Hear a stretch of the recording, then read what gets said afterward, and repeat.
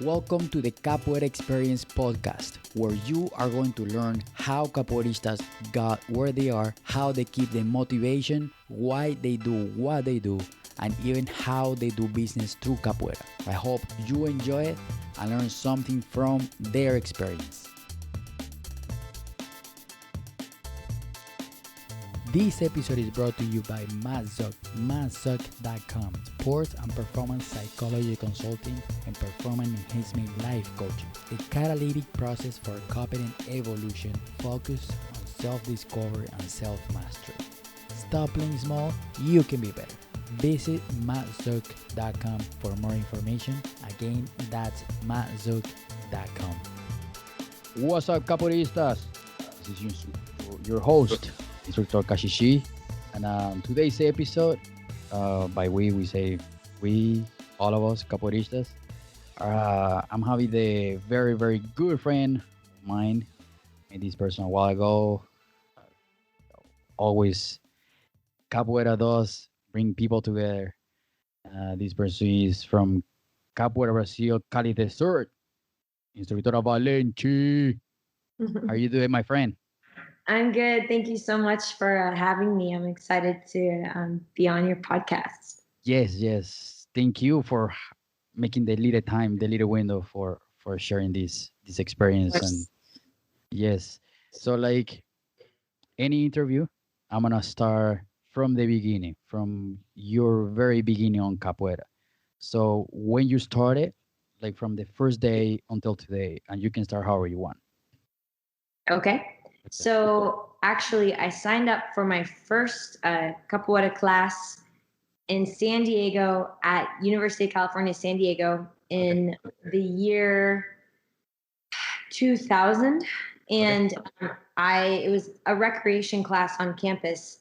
And unfortunately, last minute, before I started the class, I had a change in my academic course schedule. Okay. And there was another class that was scheduled on the capoeira nights. And I was sad, and I had already paid for it. So actually, one of my best guy friends at the time, I said, hey, have you heard of capoeira? And he said, no. I said, well, it's this kind of like breakdancing thing. You should go check. Yeah. And I said, I paid. You should just take my spot. So he took my spot, and he ended up becoming very into capoeira. He was practicing every day for a few years. And so I went to his batizado, in, I believe, 2003, 2004. And then I saw him and his friends doing capoeira at a party in about 2000, I think it was 2005. And then I said, okay, that's really cool, but I want to learn breakdancing. That's Okay. So I moved to Seattle after San Diego, and I was living up there 2005, 2006. And in 2006, I said, okay, I can't find a breakdancing class, but there's a capoeira class. I'm going to try it and learn breakdancing from her. Oh, cool. Okay. So I went to Grupo Haché in Capitol Hill in Seattle. Oh, and nice. An amazing class. It was Coquinho, who was the instructor at the time. Okay. And it was a great group, very, very friendly. And after the first class, I said, okay, I don't care about breakdancing. Capoeira is it. And Capoeira is my thing. Capoeira is my thing. And I knew from day one that was for me for the rest of my life. So that was in February of 2006. Then from there, I moved to Los Angeles just a few months later. I was very sad to leave that group in Seattle. They were so nice.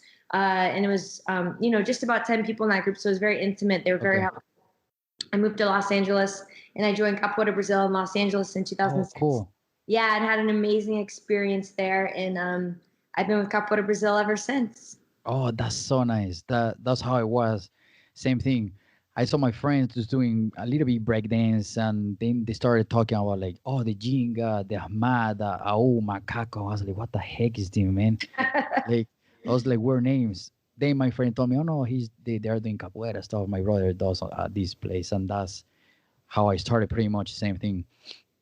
So like everyone else in capoeira, or like at least the one that have 6 months, 6+ months, everyone can get a nickname.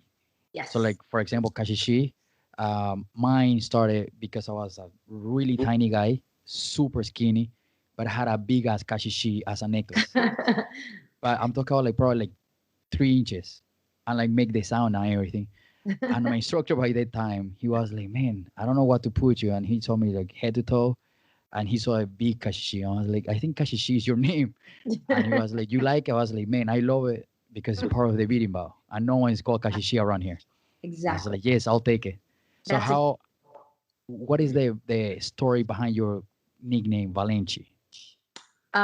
so I received my name, I believe, after about a year and a half in Capoeira. Okay. And one thing that anyone who remembers when I first started Capoeira in Los Angeles is I didn't really have a good understanding of my level compared Okay. to people with much more experience. And so I would, play in the hall as if I had much more experience than I did. I'm sure Yeah. it didn't look that great, but I didn't care. I just went for it. I played everyone very hard. And thankfully, I did not die in that process. Yeah. But I just had no sense of fear with it at all. I just didn't have any worries about it. I just Yeah. went, Yeah. loved it so much I didn't care. Yeah. And no matter how it looked. And so I believe that's why I got the name Valente, because I I think probably a better name for me would have been like Clueless, but instead of Valente. So it just stuck. And so yeah, I hope now I have a better understanding of where I'm at in relation to other people with more experience and who are bigger than me. But at the time I didn't see it. It was kind of Yeah. like, the small dog barking at the big dog, Yeah. that was kind of me. Usually a Chihuahua and the other one is the Exactly, exactly, exactly. yeah. But Well, it's very funny to look back on, actually. yeah. Yeah. Same. I bet like right now you know like okay no I'm not gonna do it because I'm gonna die. Yeah, I'm much more hesitant now. After I broke a few bones, I kind of backed down a little bit. Just a few. Just a few, yeah. And so Valente means in English for people that they don't know what it It, means. it means brave. Perfect, perfect, and which makes a lot of sense because you just went for it and Yeah. yeah, nice. Yes. And so now that you are teaching, and at some point, almost oh, teaching is not for all of us, and Correct. which is right, and not everyone wants to teach, but some of us want to teach, and or now that you are teaching, that you have a studio where you teach, uh, what do you think about the business and capoeira, and how your own perspective on how what do you think about those combinations? So I'm in an interesting situation because Mestre Mijinho and I actually created a nonprofit for our academy. So I receive no income at all Yeah, yeah, for teaching, and we put a lot of heart and soul into of this. course. So for me, it's all about the love of capoeira. It even though it takes up about as much time as my day job, and I work in a hospital, even though it Yeah, takes about as much time as my day job, when you think about my training, the administration, the of course. website, communication with families, and Yeah, marketing, everything, and the teaching itself, cleaning the academy. I clean the academy, Measurement Gym cleans the academy. We don't have a yeah, cleaning service do it. We're really in the trenches here. I would say that I spend as much time at Capoeira as I do on my day job. And I don't personally, I'm not receiving any money back on it. And that is a choice for me yeah, because of course. I absolutely, absolutely love Capoeira and I Yeah, just want to move it forward. With that being said, of course, it's still a business. For yeah, example, yeah. if we have a standalone studio, there's nothing other than capoeira in our studio, and it's a nice Okay, space. And so in order to maintain that, of course, we have to treat it as a business. of So course. it's constant, marketing to get more students, Yeah, selling uniforms, having events. We have lots of workshops, keeping costs low. And so I do actually have to deal with the business side every single day. yeah, we do have, because we're a nonprofit, we do have scholarships available for children who some families who cannot afford, but they do have to prove, that financially they are unable to pay. We never, ever, ever, ever turn anyone away because they can't afford capoeira. If they prove that they can, if they can prove their financial hardship, they get free capoeira. And awesome. That's nothing of them other than just showing up and having a good attitude and trying. Fortunately, I have a lot of adult students who contribute extra to the nonprofit because they know what we're doing is from our hearts. Of course. But it is a business, and I understand that this is sometimes the only income that a capoeira instructor or capoeira master is having. So of course it has to be treated as a business. Now the other side of that is that people need to give value to what you're teaching them, correct? So if you put on your website, hey, free capoeira for everybody all the time, someone's going to come and go as they please. They won't understand that, because they're not putting anything monetary in. Sometimes they just kind of like, oh, it's this fun, club thing, I exactly. Meetup group, but it's not that. It is a martial art, and I very much believe that people need to value it, and sometimes you have to put money on something to value it in this country. I do believe that when someone has signed up for a contract, a 1-year contract, they're going to go. They're going to say, you know what? I'm spending that $80 a month, that $100 a month, $120 a month. I'm spending that money. I better go. If I don't go, I'm losing my money. Yeah, exactly. So, and with that being said, I do see a reason to put monetary value in classes so that people they come and they respect it and they appreciate what you're giving them. Yeah. Plus, like always say, like for example, you went to school to be in order to be in a hospital, right? To work in a hospital, and you dedicate period of time of your life, and you invest on school, books, and all those kind of stuff. And at some point, you gotta get that back. Plus, you gotta make a living. And all of us, we have 10 plus years doing capoeira, and I think that would be really good for us and the capoeira field to understand that we have to treat this as a business, because at the end of the day, if you want to make a living, you have to treat it as a business. Nothing's gonna come for free. So like, even doesn't matter what, if someone comes to knock the door, hey, you gotta pay rent. And I say, well, I do capoeira, I don't care, you still gotta pay rent.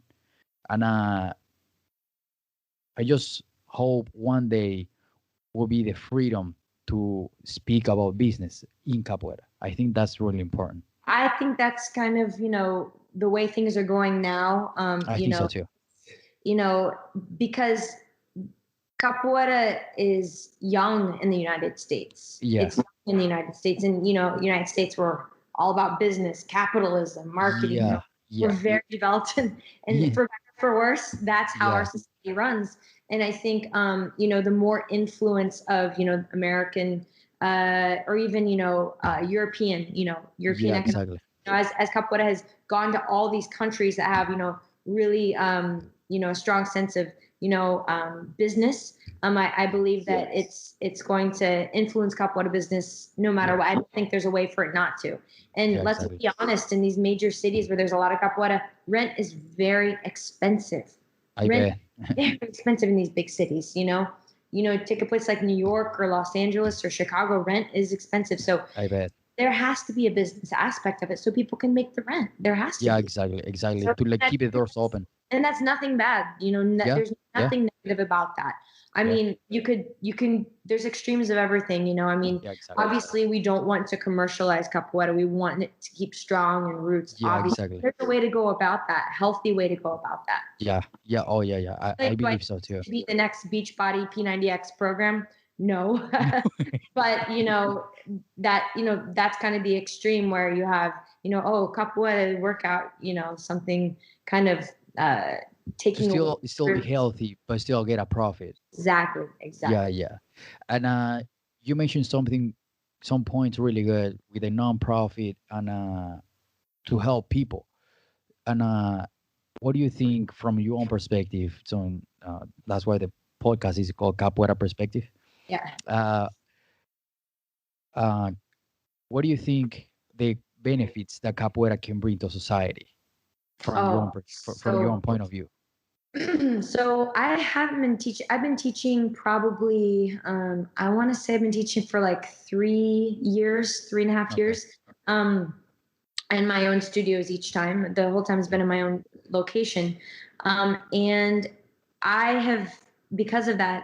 All my students have come to me without any capoeira experience, Yeah, of course. totally fresh.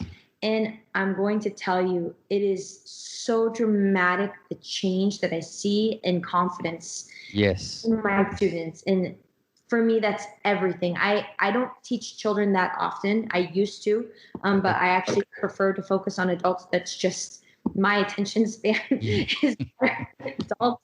I kind of just have fun running around with kids. But so I'm going to actually talk more about the adults. Yeah. So for both women and men, I try and instill just a sense of um, uh, self confidence Of and course. and really being believing in oneself. I get a lot of I've my first student that came to me was in Seattle, and he was Okay. 57 years old.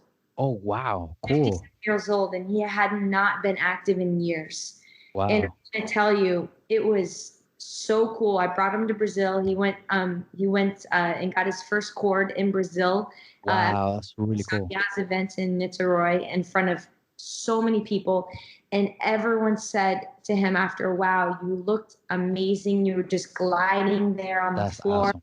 Like he looked awesome. And he's in his late 50s. And to me, that was everything. It like revitalized how he felt about himself physically. Yeah.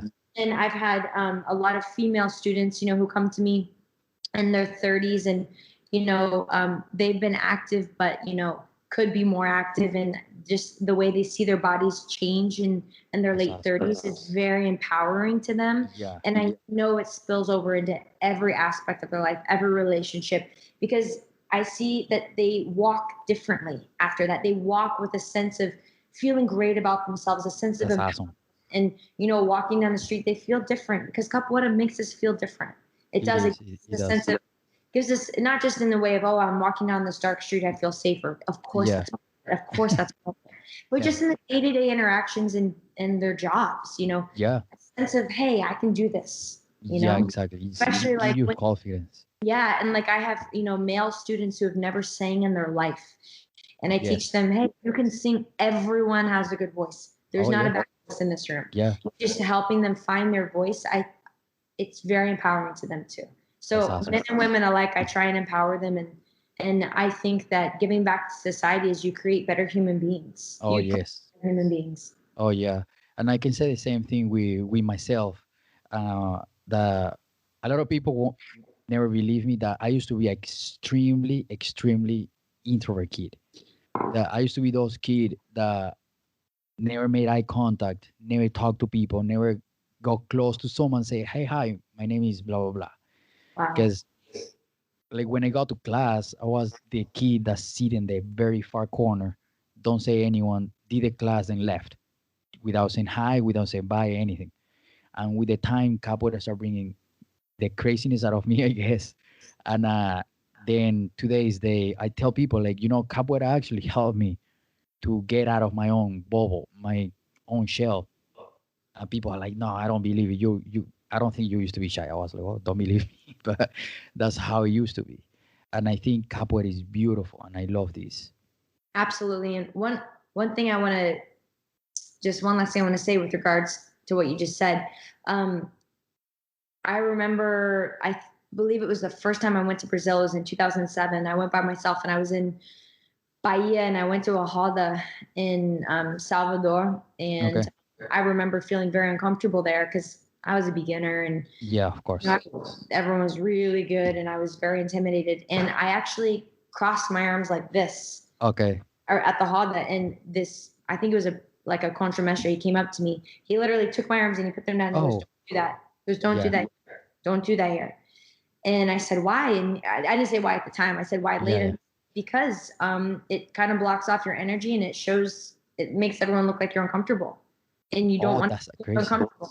So to this day, when I see people at a Hada and they're like this, Yeah, I mean, you don't see experienced capoeiristas doing that. Of course yeah, not. yeah, It's just people who are like, oh gosh, I don't want to play, or I'm yeah, yeah. you know, I always tell them, no, uncross, because I think that you're closing yourself off and you are showing your fear. And actually, you're just creating a cycle of fear in yourself when you're Yes, closed off like that. So I try and, have everyone, be open, open hearted, yes. there's nothing to be afraid of. Yeah, yeah, exactly. And that's why I love so much capoeira because I've seen so many people changing. And since the first time I taught too, I saw kids super shy too, and that reminds me of myself. And be like, like, don't be shy. We're gonna make you be comfortable here. So don't worry, Absolutely. we got you. Absolutely. Yeah. And now, getting very close to the end. Do you have any event coming up on your academy, or I know that you guys have just have the bautizado. Yes.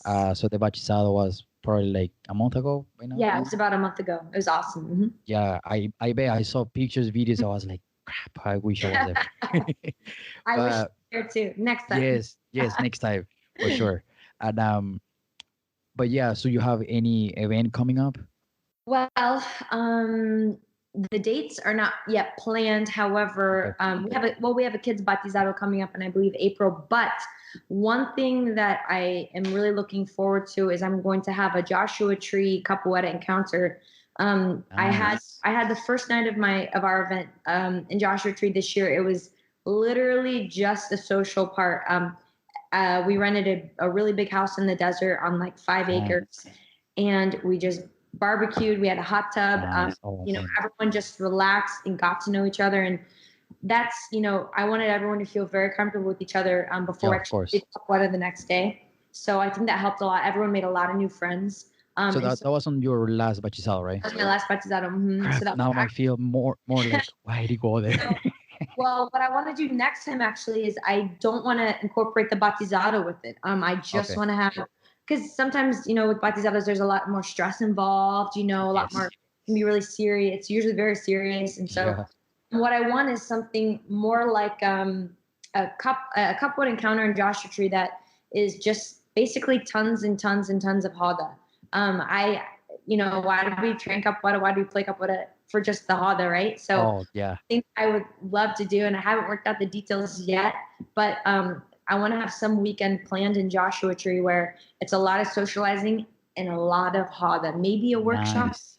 mainly just Hada, and people, just having fun, Nice. relaxing, exchanging with each other, playing everyone that's there, not having it be so difficult to buy the game where, you maybe get to play one person. No, where you get to play everyone. That's kind of what I'm looking for Nice, outside. nice. That's a really good idea. Yeah, And something really in nature. That's that's kind really of cool. my style event.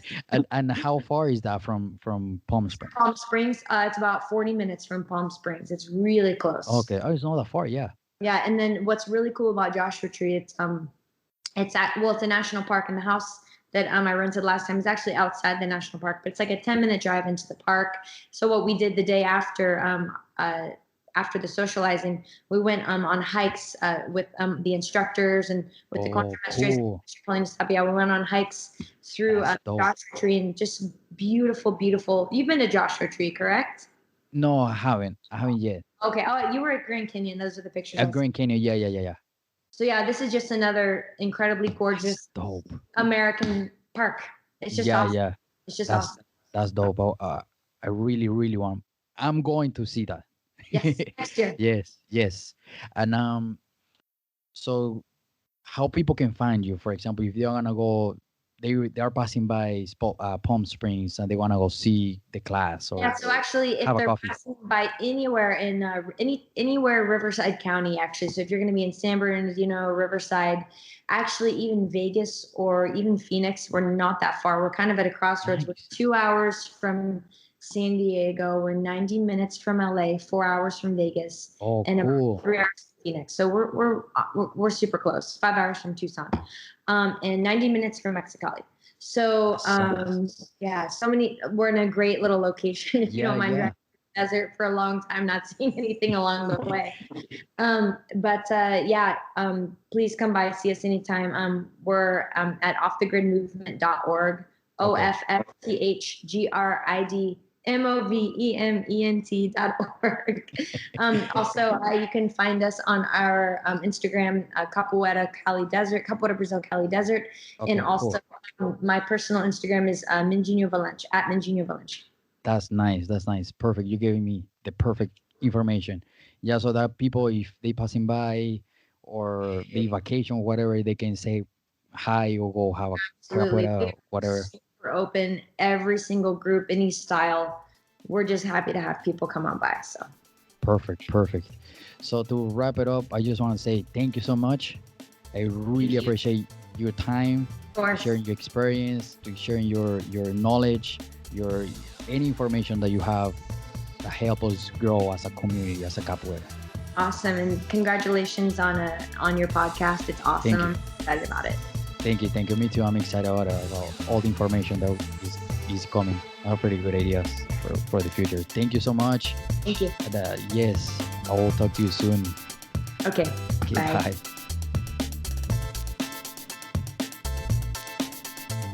All right. I just want to share something with you really quick. If you are listening to this and you teach or assist to a capoeira class, or even if you have an event coming up, I want to help you. I want to help our capoeira community because there's nothing more important to me than help our capoeira community. Because classes are more fun when there's more people to share this sachet, this energy so awesome that capoeira has. So I want to share your class or event in our podcast. So reach out to us with school name or any information on how people can find you and send it to our email podcastcapoeira@gmail.com. That's podcastcapoeira@gmail.com. And I will share that information here in our podcast. Thank you so much for listening. I hope you like this podcast. If you did, take a screenshot, send it to someone that knows about capoeira or of course wants to learn. Share it everywhere. Instagram, Facebook, Snapchat, everywhere. And help us grow this community with a subscribe. Thank you so much. Peace.